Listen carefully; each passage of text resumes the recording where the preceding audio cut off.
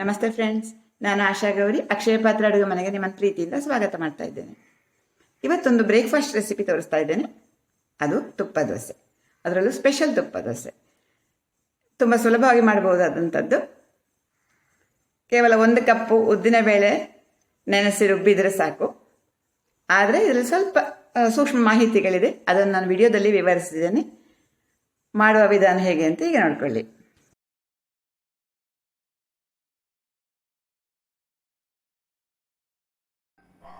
ಸ್ನೇಹಿತರೆ, ಮನೆಯಲ್ಲಿ ರುಬ್ಬಿದ ಉದ್ದಿನ ಹಿಟ್ಟೇನಾದರೂ ಇತ್ತು ಅಂತಂದರೆ ಅದರಿಂದ ಒಂದು ರುಚಿಯಾದಂಥ ದೋಸೆ ಮಾಡುವ ವಿಧಾನವನ್ನು ಈಗ ತೋರಿಸ್ತೇನೆ.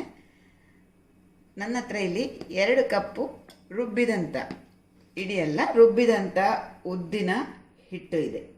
ಉದ್ದನ್ನು ನೆನೆಸಿ ರುಬ್ಬಿದಂಥ ಹಿಟ್ಟು, ರುಬ್ಬಿದ ಮೇಲೆ 2 ಕಪ್ ಆಗುವಷ್ಟಿದೆ.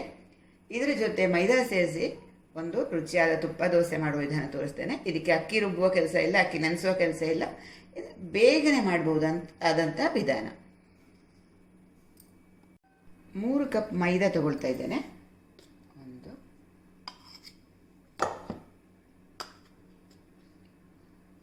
2 3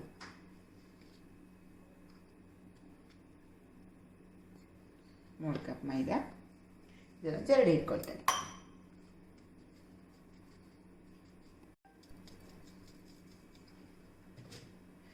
ಜರಡಿ ಹಿಡಿದಂಥ ಹಿಟ್ಟಿಗೆ ಉಪ್ಪು ಹಾಕ್ಕೊಳ್ತಾ ಇದ್ದೇನೆ. ರುಚಿಗೆ ತಕ್ಕಷ್ಟು ಉಪ್ಪು, ಆಮೇಲೆ ನೀರು ಜಾಸ್ತಿ ಹಾಕ್ಕೊಳ್ಳೋದು ಬೇಡ, ನಿಧಾನವಾಗಿ ನೋಡ್ಕೊಂಡು ಹಾಕೋದು ಒಳ್ಳೆಯದು.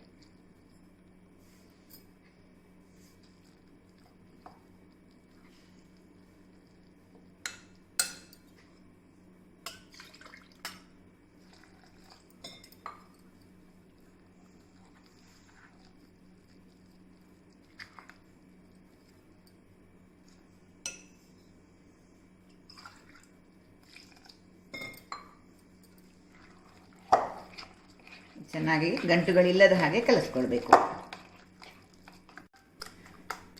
2.25 ಕಪ್ ಆಗುವಷ್ಟು ನೀರು ಹಾಕಿದ್ದೇನೆ. ನೋಡಿ, ಈ ಥರ ಈ ಹದಕ್ಕೆ ಕಲಿಸ್ಕೊಂಡಿದ್ದೇನೆ.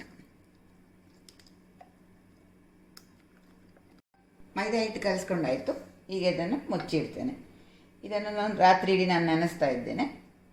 ಇದಕ್ಕೆ ಬೇರೆ ಏನು ಮಿಕ್ಸ್ ಮಾಡೋದಿಲ್ಲ, ಉದ್ದಿನ ಹಿಟ್ಟನ್ನು ಕೂಡ ಮಿಕ್ಸ್ ಮಾಡೋದಿಲ್ಲ. ಯಾಕೆಂತಂದರೆ ಇದು ನಾನು 2 ದಿವಸ ಹಿಂದೆ ರುಬ್ಬಿ ಫ್ರಿಜ್ಜಲ್ಲಿ ಇಟ್ಟಂಥದ್ದು. ಇಡ್ಲಿ ಮಾಡುವಾಗ ಸ್ವಲ್ಪ ಎಕ್ಸ್ಟ್ರಾ ರುಬ್ಬಿ ಇಟ್ಕೊಳ್ತೇನೆ ನಾನು ಉದ್ದನ್ನು. ಅದನ್ನು ಈಗ ಇದನ್ನು ನಾಳೆ ಸೇರಿಸ್ತೇನೆ ನಾನು. ಇದನ್ನು ಹೀಗೆ ಫ್ರಿಜ್ಜಲ್ಲಿ ಇಟ್ಕೊಳ್ತೇನೆ. ಆಮೇಲೆ ಬೆಳಗ್ಗೆ ಸೇರಿಸಿ ದೋಸೆ ಮಾಡ್ತೇನೆ. ಈಗ ಮುಚ್ಚಿ ಫ್ರಿಜ್ಜಲ್ಲಿ ಇಡ್ತೇನೆ ವಾಪಸ್. ಇದು ನೆನೆಯಬೇಕು, ಮೈದಾ ನೆನೆಯಬೇಕು ಮತ್ತು ಉದ್ದಿನ ಹಿಟ್ಟು ವಾಪಸ್ ಫ್ರಿಜ್ಜಲ್ಲಿ ಇಟ್ಕೊಳ್ತೇನೆ. ನಾಳೆ ಮಿಕ್ಸ್ ಮಾಡ್ತೇನೆ. ನಾನು ರುಬ್ಬಿದಂಥ ಉದ್ದಿನ ಹಿಟ್ಟು ಸ್ವಲ್ಪ ಹುಳಿ ಬಂದಿದೆ ಆಲ್ರೆಡಿ ಫ್ರಿಜ್ಜಲ್ಲಿ. ಇದೆಲ್ಲ ಇವತ್ತೇ ರುಬ್ಬಿದ್ದು ಅಂತಂದರೆ ಇದನ್ನು ನಾವು ಮೈದಾ ಹಿಟ್ಟಿಗೆ ಮಿಕ್ಸ್ ಮಾಡಿಯೇ ಇಡ್ಬೋದು ರಾತ್ರಿ ಪೂರ್ತಿ. ಒಂದು ರಾತ್ರಿ ಇಡೀ ಹುಳಿ ಬಂದಂಥ ಮೈದಾ ಹಿಟ್ಟಿದು.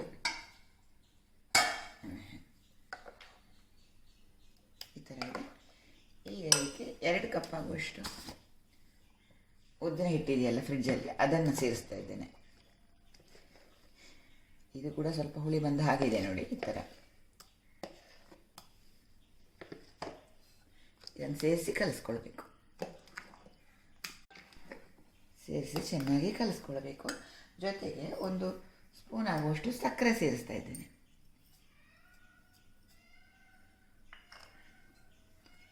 ಉದ್ದಿನ ಹಿಟ್ಟು ರುಬ್ಬಿದ ತಕ್ಷಣ ಅದನ್ನು ಸೇರಿಸಿದರೆ ಜಾಸ್ತಿ ಹುಳಿ ಬಂದಿರ್ತದೆ. ಇದೀಗ ಹದವಾಗಿ ಹುಳಿ ಬರ್ತದೆ, ಹಾಗಾಗಿ ನಾನು ಇವತ್ತು ಸೇರಿಸ್ಕೊಂಡಂಥದ್ದು. ಇದು ಕಲಸಿಟ್ಟು 1 ಗಂಟೆ ಬಿಟ್ಟು ದೋಸೆ ಮಾಡಿದರೆ ಒಳ್ಳೆಯದು. ಸ್ವಲ್ಪ ನೀರು ಸೇರಿಸ್ತೇನೆ, 2 ಸ್ಪೂನ್.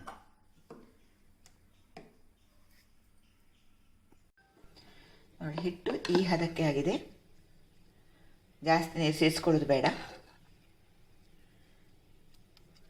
ತುಂಬ ಚಳಿ ಇರುವ ಪ್ರದೇಶದಲ್ಲಿ ಆದರೆ ಉದ್ದಿನ ಹಿಟ್ಟು ಮತ್ತು ಮೈದಾ ಹಿಟ್ಟಿನ ಮಿಶ್ರಣವನ್ನು ರಾತ್ರಿಯೇ ಮಾಡ್ಕೊಳ್ಬೋದು. ಎರಡನ್ನು ಸೇರಿಸಿ ಕಲಸಿಟ್ಕೊಳ್ಬೋದು ಹುಳಿ ಬರುವ ಮೊದಲೇ.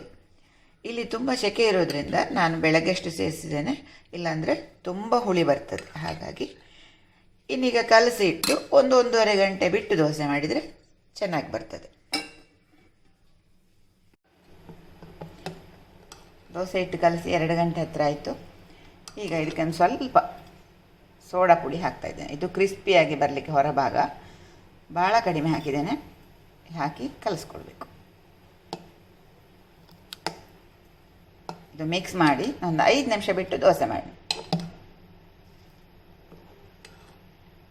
ಸೋಡಾ ಬೇಡ ಅನ್ನೋರು ಹಾಕಬೇಕು ಅಂತಲೇ ಇಲ್ಲ.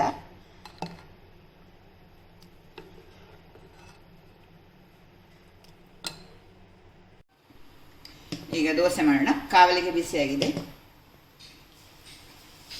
ಸ್ವಲ್ಪ ದಪ್ಪಕ್ಕೆ ಮಾಡಬೇಕು ಈ ದೋಸೆ.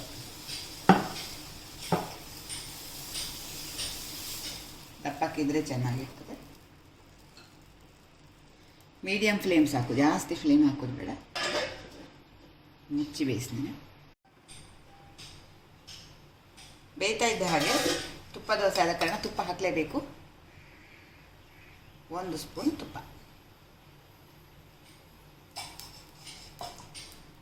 ಹಾಕಿ ಕೌಚಿ ಹಾಕಬೇಕು.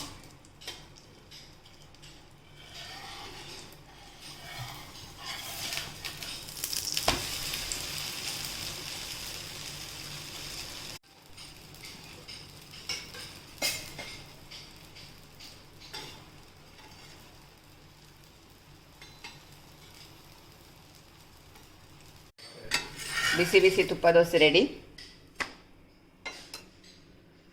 ಇವತ್ತು ನಾನು ಮಾವಿನಕಾಯಿ ಚಟ್ನಿ ಮಾಡಿದ್ದೇನೆ. ಯಾವುದೇ ಚಟ್ನಿ ಸಾಂಬಾರು ಎಲ್ಲವೂ ಇದಕ್ಕೆ ಚೆನ್ನಾಗಿರ್ತದೆ.